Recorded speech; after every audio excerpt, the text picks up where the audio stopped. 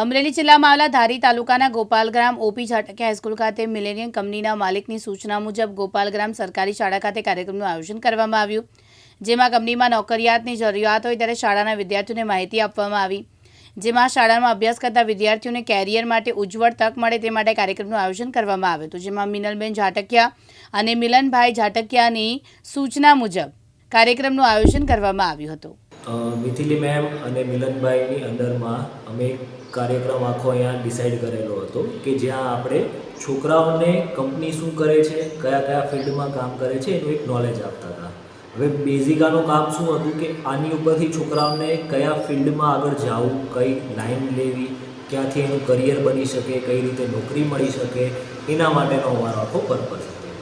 શું કામ કે મિલેનિયમ એટલી મોટી કંપની છે કે અમારે છોકરાઓની જરૂર પડતી હોય છે નોકરી માટે, તો અમે કોઈ બીજા છોકરાઓને લઈએ એના કરતાં અમે અમારા જ છોકરાઓને અહીંયા ટ્રેનિંગ આપીને આગળ